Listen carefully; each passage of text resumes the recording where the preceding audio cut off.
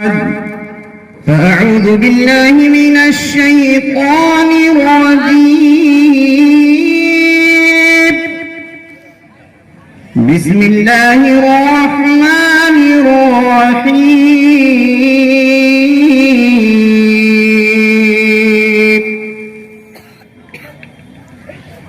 يا أيها الذين آمنوا اتقوا الله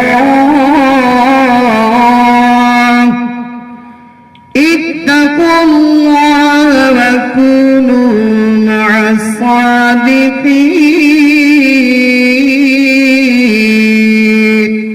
سبحان الله. آمنت بالله صدق الله العظيم وبلغنا رسوله النبي الكريم ونحن على ذلك لمن الشاهدين والشاكرين فالحمد لله رب العالمين.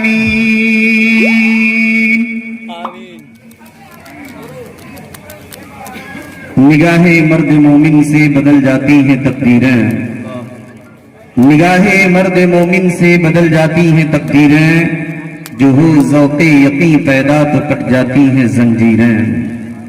نہ پوچھ ان خرقہ پوشوں سے ارادت ہو تو دیکھ ان کو، نہ پوچھ ان خرقہ پوشوں کو ارادت ہو تو دیکھ ان کو، یدے بیضا لیے بیٹھے ہیں اپنی آستینوں میں. بے شک بے شک یدے بیضا لیے بیٹھے ہیں اپنی آستینوں میں. آئیے سب سے پہلے آقائے نامدار مکی مدنی سرکار دونوں عالم کے تاجدار نائب پروردگار حضور احمد مجتبی محمد مصطفیٰ صلی اللہ علیہ وسلم کی بارگاہ عالی میں غلامی کا ثبوت دیتے ہوئے عقیدت بھرے انداز میں، محبت بھرے انداز میں درود پاک کی کثرت کرنا اور بلند آواز سے درود پاک پڑھنا. اللہم صلی علی سیدنا شفیعنا حبیبنا مولانا محمد علیہ وسلم صلاۃ و سلام علیک یا رسول اللہ صلی اللہ علیہ وسلم. دو تین شعر کی کسی نے فرمائش کی ہے کہ مولانا شکیل اختر نظامی اپنے والد گرامی کے نعتیہ کلام سے دو تین اشعار سماعت پیش کر دیں. انشاءاللہ میں دو تین شعر پڑھتا ہوں، اس کے بعد کچھ آپ کے سامنے عرس کے تعلق سے میری تقریر ہوگی انشاءاللہ. ہم اور آپ قسمت کے دھنی ہیں کہ آج ایک عرس کے ذریعے سے اللہ کے ولی کی بارگاہ میں حاضری تو ہو ہی رہی ہے، اور اس اللہ کے ولی کے صدقے میں بے شمار علماء کے چہروں کی زیارت بھی ہو رہی ہے. بے شک بے شک. اور ایک دن منہاج العابدین جو امام غزالی رحمت اللہ علیہ کی کتاب ہے، میں بچوں کو پڑھا رہا تھا، اس میں ایک حدیث امام غزالی نے لکھی ہے. قال رسول اللہ صلی اللہ علیہ وسلم نظرۃ الی العالم احب الی من عبادت سنۃ من صیامها و قیامها. آقا صلی اللہ علیہ وسلم فرماتے ہیں عالم کے چہرے کی طرف دیکھنا، عالم کو دیکھنا. امام غزالی نے حدیث پاک منہاج العابدین میں نقل کی ہے. آقا فرماتے ہیں نظرۃ الی العالم، عالم کی طرف دیکھنا، احب الی میرے نزدیک زیادہ محبوب ہے، زیادہ پسندیدہ ہے، من عبادت سنۃ من صیامها و قیامها، ایک سال نفل روزہ رکھنے اور ایک سال نفل نماز پڑھنے سے بہتر ہے علماء کا چہرہ دیکھ کر. سبحان اللہ سبحان اللہ. پھر کچھ آگے بڑھ کر کے رسول اللہ کی ایک اور حدیث پیش کرتے ہیں اور امام غزالی لکھتے ہیں یہ حدیث پاک اپنی کتاب کے اندر، فضل العالم علی العابد کفضلی علی سائر الانبیاء. آقا فرماتے ہیں کہ ایک عالم کی فضیلت عابد پر، ایک عالم کی فضیلت عابد پر، عابد کہتے کس کو ہے؟ عبادت گزار کو، جس کے اندر تقویٰ ہو، طہارت ہو، ریاضت ہو، اس کے اندر مکمل رسول اللہ صلی اللہ علیہ وسلم کی سنتوں پہ عمل کرنے کا جذبہ ہو، متقی پرہیزگار ہو، اسی کو عابد کہا جاتا ہے.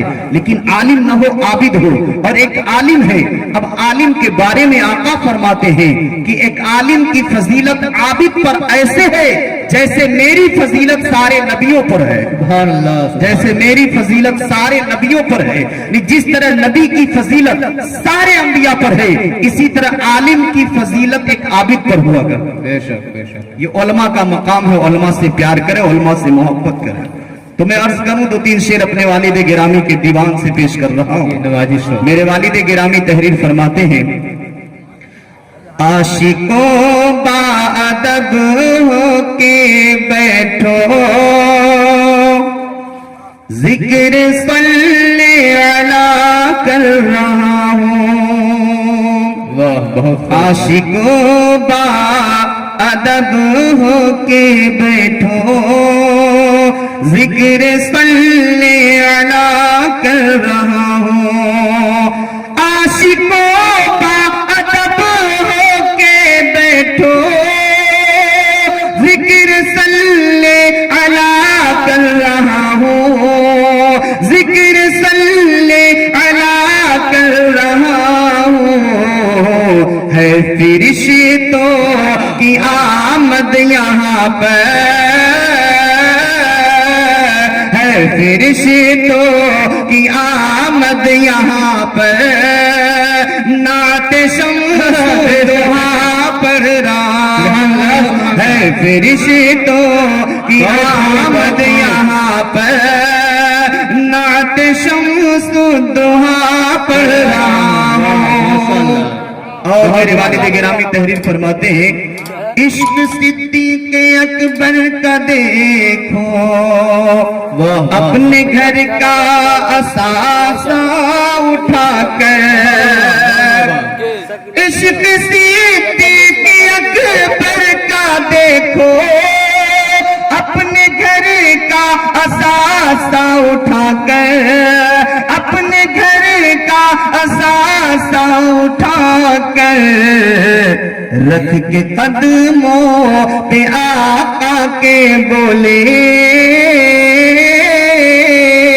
رکھ کے قدموں پہ آقا کے بولے، آپ پر میں فدا کر رہا ہوں۔ رکھ کے قدموں پہ آقا کے بولے، آپ پر میں فدا کر رہا ہوں۔ اور فرماتے ہیں بڑے اچھے انداز میں، حضرت بلال حبشی رضی اللہ تعالیٰ عنہ کی اداؤں کو یاد کر کے، آپ نے سنا نا بلال حبشی کو کتنی تکلیفیں دی گئی تھی اسلام قبول کرنے کے بعد، کتنا مارا گیا تھا، کتنا پریشان کیا گیا تھا، ایسی مار ماری جاتی تھی کہ آپ کے بدن کی چمڑی پھٹ جاتی تھی۔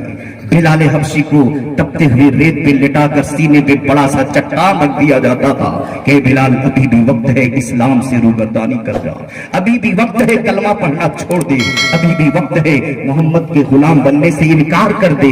لیکن بلال کیا کہا کرتے تھے، اے امیہ ابن خلف، اے دشمنان اسلام، اے دشمنان قرآن، اے میرے پیغمبر کے دشمنوں، تم جتنا چاہو اتنا بلال کو مار لو، جتنی تکلیفیں دینا چاہتے ہو بلال کو دے دو، جس طرح سے صحبتیں دینا چاہتے ہو دے دو، جو تکالیف تمہارے سمجھ میں آئے دے دو، جو مصیبت کے چٹان میرے سینے پہ رکھنا ہے رکھ دو۔ اور یہ سوچتے ہو کہ میں تکلیف کو نہ برداشت کر کے اسلام چھوڑ دوں گا، یہ تمہارا خیال غلط ہے، یہ تمہاری سوچ غلط ہے۔ ارے نادان، بلال جان تو دے سکتا ہے لیکن نبی کا دیا ہوا ایمان نہیں دے سکتا ہے، ایمان نہیں دے سکتا ہے۔ حضرت بلال حبشی رضی اللہ تعالیٰ عنہ اس عالم میں بھی احد احد کا نعرہ لگا رہے ہیں، صدائے توحید و رسالت کو بلند کرتے ہوئے نظر آ رہے ہیں۔ اسی کیفیت کو ایک بہترین شعر کی روشنی میں سجا کر میرے والد گرامی تحریر فرماتے ہیں، سہ کے ظلم و ستم ظالموں کے یہ بلال حزیں کہہ رہے تھے، سہ کے ظلم و ستم ظالموں کے یہ بلال حزیں کہہ رہے تھے، یہ بلال حزیں کہہ رہے تھے، مار ڈالو مجھے غم نہیں ہے، مار ڈالو مجھے غم نہیں ہے، میں نبی کی ثنا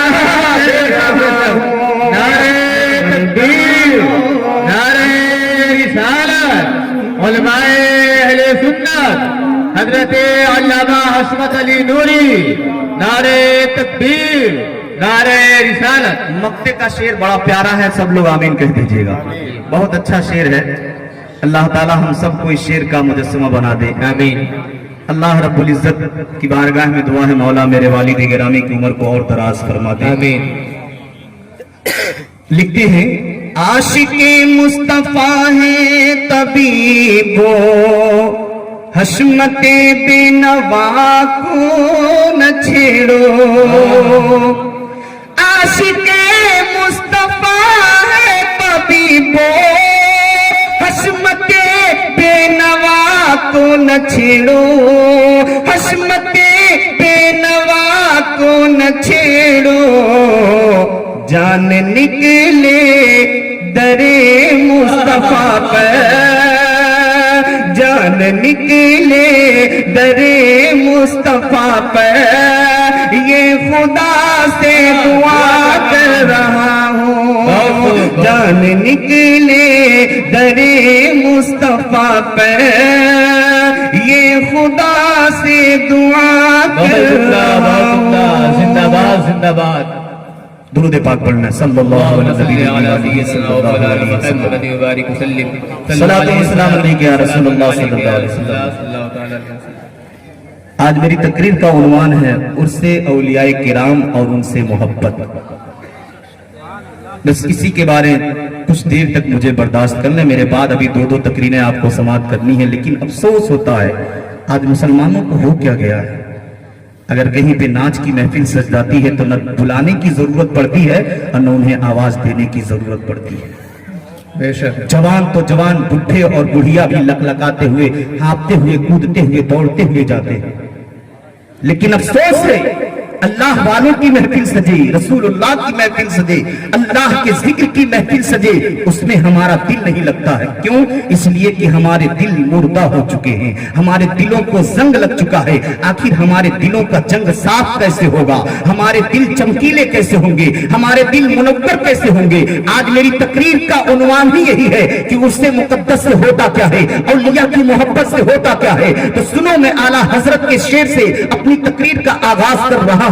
اعلیٰ حضرت فرماتے ہیں یا رسول اللہ، چمک تجھ سے پاتے ہیں سب پانے والے، میرا دل بھی چمکاتے چمکانے والے۔ اب اس شعر کی روشنی میں سنیں اعلیٰ حضرت کیا کہتے ہیں، یا رسول اللہ چمک تجھ سے پاتے ہیں سب پانے والے، سب کے سب اگر چمک پاتے یا رسول اللہ آپ کے در سے چمک پاتے ہیں، وہ چاہے چاند کی چمک ہو مصطفیٰ کے در سے ہے، چاہے سورج کی شعاع ہو مصطفیٰ کے در سے ہے، چاہے دنیا کا نظارہ ہو مصطفیٰ کے صدقے سے ہے۔ یہ کمکمے ہے، یہ لائٹیں ہے، دنیا میں جہاں جہاں چمک ہے، جہاں جہاں اجالا ہے، یہ مصطفیٰ کے نور کا صدقہ ہے۔ اعلیٰ حضرت فرماتے ہیں چمک تجھ سے پاتے ہیں سب پانے والے، میرا دل بھی چمکا دے چمکانے والے۔ اسی کو سمجھنا ہے، اعلیٰ حضرت کہتے ہیں میرا دل بھی چمکا دے، میرا دل بھی چمکا دے چمکانے والے۔ آخر اعلیٰ حضرت نے دل کو کیوں خاص کیا؟ اعلیٰ حضرت چاہتے تو کہہ دیتے میرے سر کو چمکا دے چمکانے والے، کہہ دیتے میرے ہاتھوں کو چمکا دے چمکانے والے، کہہ دیتے میرے پیروں کو چمکا دے چمکانے والے، کہتے تھے میری آنکھوں کو چمکا دے چمکانے والے، کہتے تھے میرے کانوں کو چمکا دے چمکانے والے، کہتے تھے میری آنکھ کو چمکا دے چمکانے والے۔ لیکن اعلیٰ حضرت نے ہاتھ کو خاص نہیں کیا، پیر کو خاص نہیں کیا، کان کو خاص نہیں کیا، آنکھ کو خاص نہیں کیا، ناک کو خاص نہیں کیا۔ اگر خاص کیا ہے تو دل کو خاص کیا ہے۔ عرض کرتے ہیں یا رسول اللہ میرے دل کو بھی چمکا دے چمکانے والے، کیونکہ مصطفیٰ جان رحمت کی ایک حدیث پاک ہے، آقا فرماتے ہیں دل میں ایک ٹکڑا ہے، فَإِذَا صَلَحَ تو صَلَحَ الْجَسَدُ كُلُّهُ۔ آقا فرماتے ہیں جب وہ ٹکڑا درست ہوتا ہے تو پورا بدن درست ہو جاتا ہے۔ فَإِذَا فَسَدَ الْجَسَدُ كُلُّهُ، اور اگر وہ فاسد ہوتا ہے، وہ بگڑتا ہے تو پورا بدن بگڑ جاتا ہے، پورا جسم بدل جاتا ہے، بگڑ جاتا ہے۔ کہنے کا مطلب کیا؟ آقا فرماتے ہیں دل تمہارے بدن میں ایک ٹکڑا ہے جس کو دل کہا جاتا ہے، اگر دل بگڑ گیا تو تمہارے ہاتھ بگڑ جائیں گے، تمہارے پیر بگڑ جائیں گے، تمہاری آنکھیں بگڑ جائیں گی، تمہاری زبان بگڑ جائے گی، تمہارے کان بگڑ جائیں گے، تمہارا چلنے کا انداز بگڑ جائے گا، تمہاری اطلاع بدل جائے گی، تمہارے گفتار بگڑ جائیں گے۔ اگر دل بگڑتا ہے تو ہاتھ کا انداز بگڑ جائے گا، پیر کے قدم بھی بگڑ جائیں گے، آنکھوں کا دیکھنا بھی بگڑ جائے گا، کانوں کا سننا بھی بگڑ جائے گا، زبان کا بولنا بھی بگڑ جائے گا۔ سنو سنو، نہیں دل جب سمجھتا ہے تو ہاتھ بھی سمجھتا ہیں, زبان بھی سمجھتی ہے, دماغ بھی سمجھتا ہے, آنکھیں بھی سمجھتی ہے. اجی جب دل کو چمکانے والوں نے اپنے دل کو چمکایا ہے تو وہی کبھی صدیق اکبر صداقت کا فیصلہ بن گیا. وہی دل چمکانے والا جب دل کو چمکا لیا ہے تو آنے والا عمر عدالت کا شہنشاہ بن گیا. وہی دل چمکانے والا جب دل کو چمکایا ہے عثمانی گنی ذوالنورین بن گیا. وہی دل چمکانے والے جب دل کو چمکا لیے ہیں تو مولا علی شیر خدا بن گیا. وہی دل چمکانے والا 11 کروڑ کا غلام آتا ہے تو دنیا کا امام بلال حبشی بن کر چمکتا ہے. عجیب بھائی دل کو جب منور کر لیتے ہیں تو کوئی سے ابو سعید خدری بنتا ہے. وہی جب دل چمکتا ہے تو کوئی عبد القادر جیلانی بنتا ہے. جب دل چمکتا ہے کوئی امام اعظم بنتا ہے. جب دل چمکتا ہے کوئی امام شافعی بنتا ہے. جب دل چمکتا ہے کوئی امام احمد بن حنبل بنتا ہے. جب دل چمکتا ہے تو کوئی امام مالک بنتا ہے. جب دل چمکتا ہے تو کوئی امام ابو یوسف بنتا ہے. جب دل چمکتا ہے تو کوئی امام محمد بنتا ہے.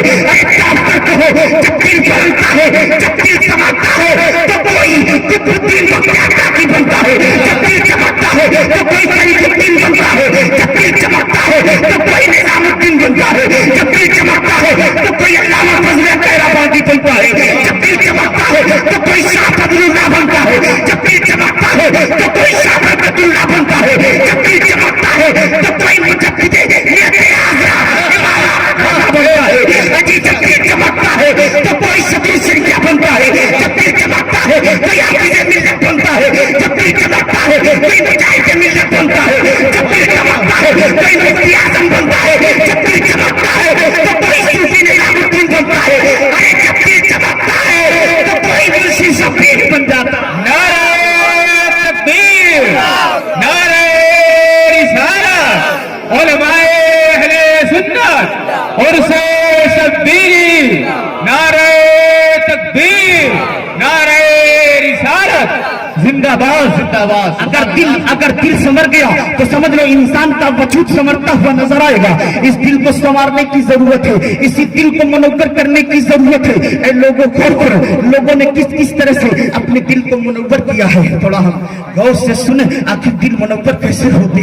آؤ میں آپ کو لے چل رہا ہوں حضرت فرید الدین عطار کی ایک کتاب کی طرف, جنہوں نے اپنی کتاب میں لکھا ہے ایک ایسا بندہ نظر آتا ہے جس کی زندگی سود خوری میں گزر رہی ہے. مکمل اس کی زندگی سود اور بیاج لینے میں گزر رہی ہے. وہ بندہ سود لے رہا ہے اور لوگوں کے ہاں جب سود کا پیسہ مانگنے جاتا ہے, اگر کسی کے ہاں پیسہ نہیں ہوتا تو اس کی لکڑی اٹھا لاتا, کسی کا گوشت اٹھا لاتا, کسی کا چاول اٹھا لاتا, کسی کا آٹا اٹھا لاتا, کسی کا کوئی سامان اٹھا لاتا. وہ کون بندہ ہے؟ اس بندے کا نام کتابوں میں حبیب اجمی کر کے آتا ہے. وہ حبیب اجمی اپنے زمانے کا بہت بڑا سود خور ہے, بہت بڑا سود خور ہے. ایک دن ایسا ہوا جب سود کا پیسہ لینے کے لیے آدمی کے یہاں گیا, کہا انسان نے میرے پاس پیسہ نہیں ہے. تو حبیب اجمی نے اس گھر سے لکڑی کو اٹھا لیا, دوسرے گھر میں گیا ہے اپنا سود کا پیسہ لینے کے لیے, کہا پیسہ نہیں ہے. تو اس کے یہاں سے چاول اٹھا لیا, آگے بڑھا اپنے مطالبے کے لیے. اس نے بھی کہا میرے پاس پیسے نہیں ہے. تو اس نے اس کے گھر سے آٹا لے لیا.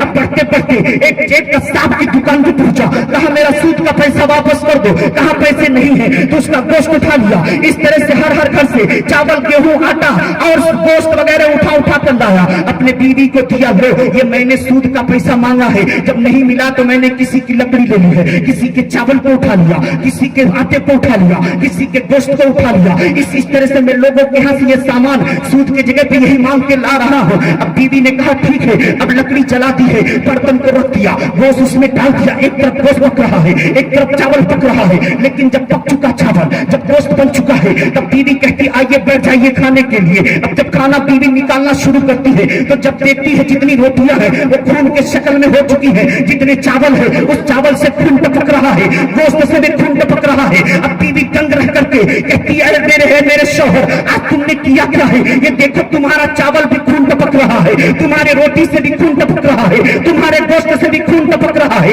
تم لوگوں کے خون چوس رہے ہو. اللہ سے ڈرو, اللہ سے ڈرو, تم سودی کاروبار کو چھوڑ ڈالو. دیکھو آج ہم کھائیں گے کیا یہ خون کھائیں, کیا یہ خون کی بوٹی کھائیں, کیا یہ خون کی روٹی کھائیں؟ تو اس بندے نے کہا نہیں, آج میں توبہ کر لے رہا ہوں. اے میری شریک حیات, آج کے بعد میں سودی کاروبار کو بند کر دے رہا ہوں. اب میں سود کا لین دین نہیں کروں گا, میں اپنی حرکت سے توبہ کر رہا ہوں. تو بیوی نے کہا ایسے توبہ نہ کرو, किसी दिल वाले के पास जाकर अपने दिल का सौदा, वाह वाह वाह, सुभान अल्लाह सुभान किसी अल्लाह। अहले दिल के पास जाओ, अहलुल्लाह के पास जाओ। जब अल्लाह वालों की बारगाह में जाओगे तो तुम्हारे सिर्फ बदन को नहीं, हाथ को नहीं, पैर को नहीं, आंख को नहीं, जबान को नहीं, बल्कि तुम्हारे दिल को मुनव्वर कर देंगे, तुम्हारे दिल को ताजगी दे देंगे, तुम्हारे दिल की इस्लाह कर देंगे, तुम्हारे दिल को संवार देंगे। कहा इस वक्त कौन बंदा है जिसके पास में जाऊं? तो बीवी ने कहा मैं सुनती हूँ अल्लाह का एक बंदा है जिसे पूरी दुनिया ख्वाजा हसन बसरी के नाम से जानती है। ऐ मेरे शौहर, जाओ जाओ ख्वाजा हसन बसरी के हाथ पे जाओ, तौबा कर लो,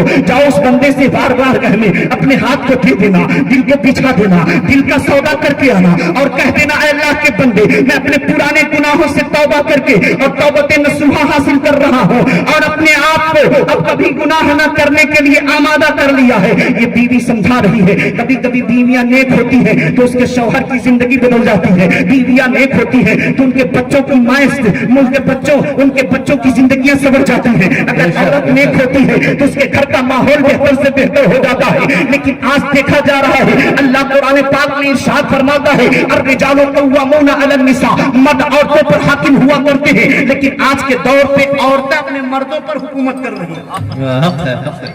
आज के दौर में औरतें अपने मर्दों पर हुकूमत कर रही हैं। बहुत से ऐसे नौजवानों को मैंने देखा, अगर बीवी आवाज दे दे तो चूहा बन जाते हैं, अगर माँ आवाज दे दे तो शेर बन जाते हैं, बाप आवाज दे दे तो शेर बन जाते हैं। मैं पूछना चाहता हूँ, कहना चाहता हूँ, जो बीवी के गुलाम बनते हैं, अरे नादान, बीवी के गुलाम ना बनो, बीवी के सच्चे शौहर बनकर के जिंदगी दिखाओ। जिस तरह सच्चा शौहर पैगंबर इस्लाम बनकर के दिखा रहा है। अच्छी बीवी से मोहब्बत करना कोई गलत बात नहीं है, लेकिन बीवी से इतनी मोहब्बत करो कि वो मोहब्बत तुम्हारे माँ बाप के मोहब्बत पे गालिब ना आने पाए, वो मोहब्बत तुम्हारे नबी की मोहब्बत पे गालिब ना आने पाए, वो मोहब्बत शरीयत इस्लाम की मोहब्बत पे गालिब ना आने पाए, वो मोहब्बत कानून इस्लाम पे गालिब ना आने पाए। ऐसी मोहब्बत करो जो मोहब्बत रसूल भी देखे, खुदा भी देखे, और जब देखता है बंदा अपने बीवी से ऐसी मोहब्बत करता है जिस तरह पैगंबर ने अपनी बीवी से मोहब्बत करता है, तो उस बंदे पे अल्लाह की रहमतें बरसता करती है। लेकिन अफसोस होता है आज हमारी बेटी, आज हमारी बहन, आज हमारी बीवी ऐसा ऐसा लिबास पहन रही है कि हमको शर्म आ जाती है।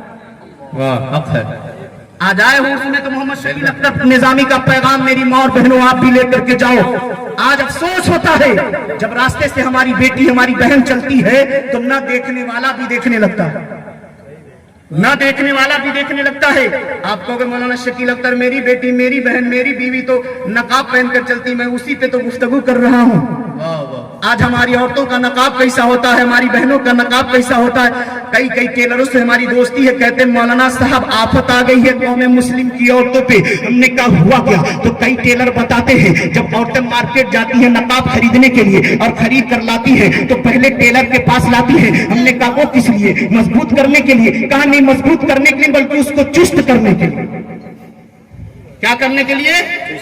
चुस्त करने के लिए। आज हमारी बेटी, हमारी बहन, हमारी बीवी चुस्त नकाब पहने कि उसके बदन की बनावट नजर आए, ऐसा निकाब पहनना हराम है। वाह वाह वाह, हक है, हक है। मुफ्ती महफूज साहब किबला मद्दाजिल आली एक जिम्मेदार आलिम दीन स्टेज पे बैठे हुए हैं। अल्लामा शहाबुल्लाह साहब जो इल्मो फन के माहिर हैं, अदीब शहीर हैं, स्टेज पे तशरीफ फरमा है। मेरे वालिद गिरामी दिगर उलमा अहले सुन्नत तशरीफ फरमा है। ऐसा कपड़ा अगर औरत पहन रही है जो इतना चुस्त है कि उसके बदन की बनावट नजर आती है, ऐसा कपड़ा पहनना औरतों के लिए हराम है। बेशक बेशक, हक है। एक बेटी ने अपने माँ से, अपने बाप से पूछा था अब्बू जान मैं कितने बदन के किन किन हिस्सों को छुपाऊं? तो बाप ने बरजस्ता जवाब दिया था बेटी जिन जिन हिस्सों पे तू जहन्नम की आग बर्दाश्त कर सकती है उनको नंगा उनको मत छुपा, जहां जहां तू जहन्नम की आग बर्दाश्त कर सकती है। कहा मतलब ये कि मैं पूरे बदन को ढक कर रखूं? बाप ने कहा हाँ बेटी, अगर मुसलमान की बेटी है तो अपने बदन को ढक करके रख, और जब नकाब पहन तो ऐसा पहन कि नकाब पहनने के बाद वो बिल्कुल नकाब ढीला ढाला हो। मुझे तो अफसोस होता है जब मेरी बेटी, मेरी बहन, मेरी बहनें गुजरती है रास्ते से और चुस्त चुस्त नकाब पहनती है। और आज तो ऐसे ऐसे नकाब चल गए हैं कि बाप रे बाप, यहाँ बूटा, यहाँ बूटा, यहाँ बूटा, यहाँ झिलमिल झिलमिल कर रहा, चमचमा रही है, न देखने वाला भी आप फो फो कर देता है। اے میری بہنوں میری ماں، اے اسلام کی مقدس شہزادیوں، آپ کسی فلمی دنیا کے ہیروئن کو دیکھ کر کے اپنا لباس نہ بناؤ. اگر لباس بنانا ہو تو علماء سے پوچھو مصطفیٰ نے اپنی بیٹی فاطمہ کو کون سا کپڑا پہنایا ہے؟ وہ کپڑا ہم پہنے، وہ کپڑا اپنے بچیوں کو پہنائے. اور ہمارے جوان بھی کم نہیں ہیں، ہمارے مسلمان جوان بھی کم نہیں، ایسا ایسا پینٹ پہنتے ہیں، ڈر لگتا کہیں نیچنے سے پھٹ نہ جائے. ایک بار تک دعوت میں گئے، مفتی صاحب کی طرح ایک ساتھی ہمارے سامنے، بیچ میں ٹیبل لگا، ادھر بھی عالم ادھر بھی عالم. اب دو نوجوان آ گئے، ایک پانی چلانے کے لیے، کھانا نکالنے کے لیے، اور جیسے جھکتا ہے تو میں ہنس رہا ہوں، اور جب ادھر سے میرے طرف جھکتا تو وہ ہنس رہے ہیں. میں نے کہا مفتی صاحب کیا بات ہے؟ ارے مولانا جلدی سے اس اسٹیچو کو یہاں سے ہٹائیے. میں نے کہا کہیں؟ ارے جب جب جھکتا ہے تو اس کا ہیولہ نظر آ جاتا ہے. بتائیے. نے کہا کیا مطلب؟ وہ پینٹ ایسا پہنا ہے کہ اس کے آگے کلہڑ کے نیچے نظر آ رہا ہے، اور ایسا لگتا ہے کہ وہ دکھانے کے لیے پہنا تھا، دیکھو کتنا بڑا میرا ہیولہ ہے. کتنے بڑے شرم کی بات ہے ایک مسلمان کا بچہ ایسا کپڑا پہنے جسے انگریز بھی دیکھ کر کے شرما جائے، جسے غیر مسلم بھی دیکھ کر کے سمرا جائے. اے میرے مقدس بھائیوں، اجی آپ تو حسین کے غلام ہو، آپ تو کربلا والوں کے غلام ہو، آپ تو شبیر منشی جی کے چاہنے والے ہو. آپ دیکھو تاریخ اٹھا کر دیکھو منشی جی کی زندگی کیسی گزری ہے. کیا انہوں نے اپنے بچوں کو انگریزوں کا کپڑا دیا؟ نہیں. منشی جی کی جو زندگی گزر رہی ہے، کسی زمانے میں جب سمرا کے اندر مسجد کی تعمیر ہونی تھی، جو آج مسجد مزار کے ٹھیک پچھم کی طرف مسجد واقع ہے، جب اس کی بنیاد رکھنے کا وقت آیا تو صوفی عبدالحمید صاحب نے برجستہ یہی کہا تھا کہ سنو، میری مسجد کا بنیاد وہ رکھے گا جو صوم و صلاۃ کا پابند ہو، جو متقی ہو، پرہیزگار ہو، جو عابد ہو، شب دن گزار ہو، جس کی زندگی تقویٰ میں گزرتی ہو، جس کی زندگی طہارت میں گزرتی ہو، جس کا اٹھنا بیٹھنا رسول اللہ کی سنتوں کی چلتی پھرتی تصویر ہو. ایسا کوئی انسان ہوگا وہی ہماری مسجد کا بنیاد رکھے گا. اب لوگ تلاشنے لگے، کیا مہاراج گنج میں کسی عالم کو بلایا جائے، کیا نچلوک سے کسی عالم کو بلایا جائے، کیا پرگٹھی پرتاول سے کسی عالم کو بلایا جائے، کیا نچلوک لوگی ہوا وغیرہ سے کیا بہترین عالم بلایا جائے. تو صوفی عبدالحمید نے برجستہ یہی کہا تھا، سنو سنو، اگر عالم بلانا ہے تو کہیں اور سے عالم نہ بلاؤ. ایک عالم نظر آتا ہے جو تقویٰ والا ہے، طہارت والا ہے، عبادت والا ہے، شب دن گزار ہے. ایک ایسا اللہ کا بندہ ہے جو پیشاب کا کھانا کرنے جاتا ہے تب بھی پردے میں رہتا ہے، آتا ہے تب بھی پردے میں رہتا ہے. ایسا بندہ لوگوں نے کہا ملے گا کہاں؟ تو صوفی عبدالحمید نے برجستہ یہی کہا تھا، اگر ایسا بندہ دیکھنا ہو تو یا کی سرزمین پہ منشی شبیر کو نعرہ تکبیر، نعرہ رسالت، علماء اہل سنت، انصے شبیری، فیضان شبیری، نعرہ تکبیر، نعرہ رسالت. منشی شبیر کو دیکھ لو، جاؤ منشی شبیر کو دعوت دے دو. فلاں تاریخ میں میرے گاؤں کی مسجد کی بنیاد رکھنی ہے، اور وہ کوئی نہیں رکھے گا. اگر رکھے گا تو علامہ شبیر ہی اپنے ہاتھ سے رکھے گا، منشی شبیر ہی اپنے ہاتھ سے رکھے گا. پتا چلا آخر منشی شبیر کو صوفی وقت نے آخر کیوں پسند کیا؟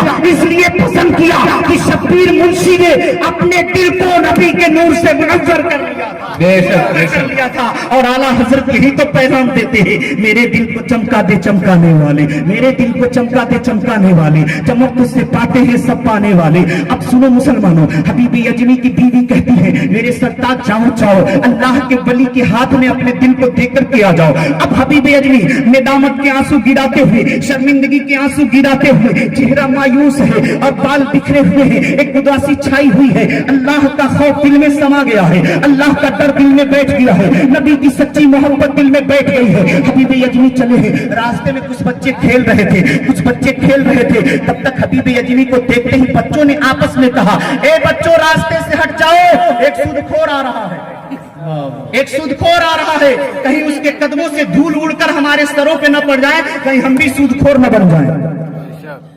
گناہگاروں سے دور بھاگنا چاہیے لیکن سب کو نہیں. علماء ہمارے دور بھاگیں گے تو پھر سمجھائے گا کون؟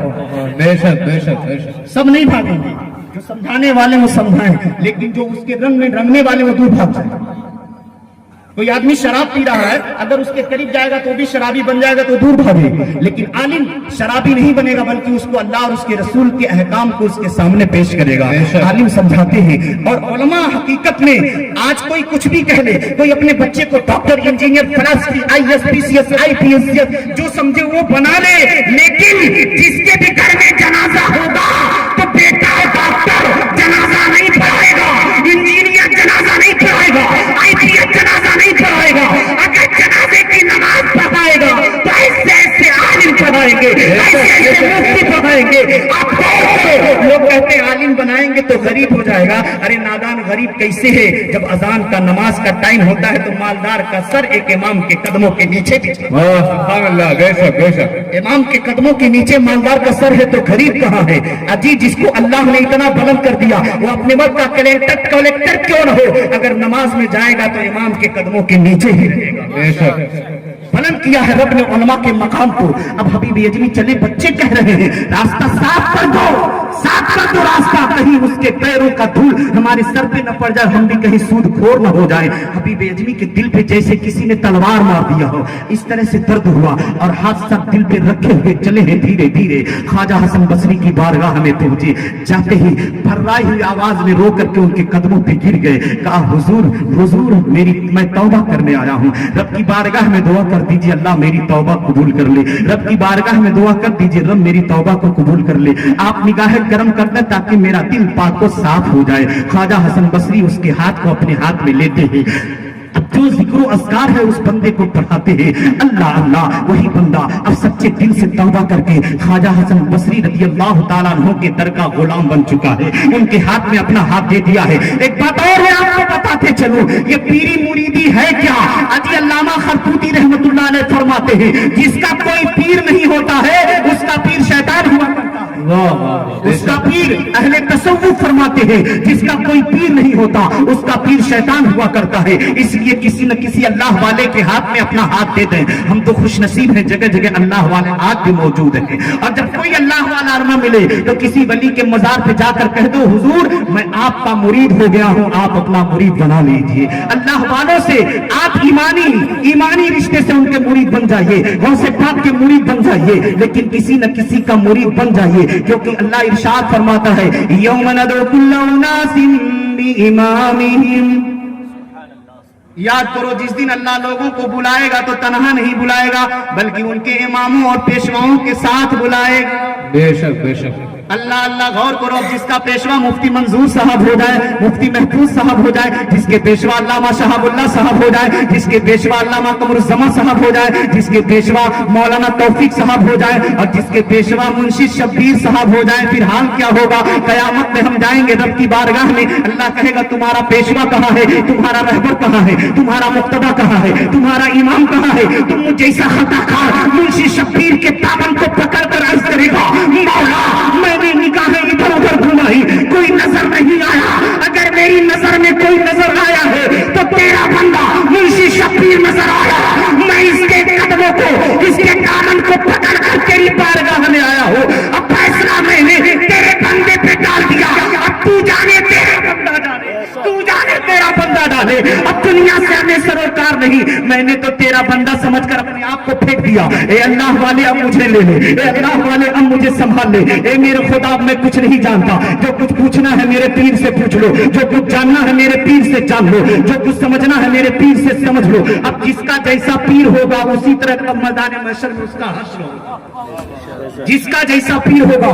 اس کا اسی طرح حشر ہوگا۔ اب خواجہ حسن بصری نے توبہ کرا دیا، حبیب اجمی اب توبہ کر کے دل کو منور کر کے اور دل کو روشنی والا بنا کر کے دل کی اصلاح کر کے دل کو درست کر کے اب پھر نکلے اپنے گھر کے طرف۔ راستے میں جو بچے کھیل رہے ہیں رب کی مشیت دیکھیے، جب گئے تھے تو وہی بچے کہتے ہیں اے لڑکوں اے میرے ساتھیوں راستہ ہٹ جاؤ، کہیں اس سود خور کے قدم سے دھول اڑ کر ہمارے سر پہ نہ پڑ جائے، ہم بھی کہیں سود خور نہ ہو جائے۔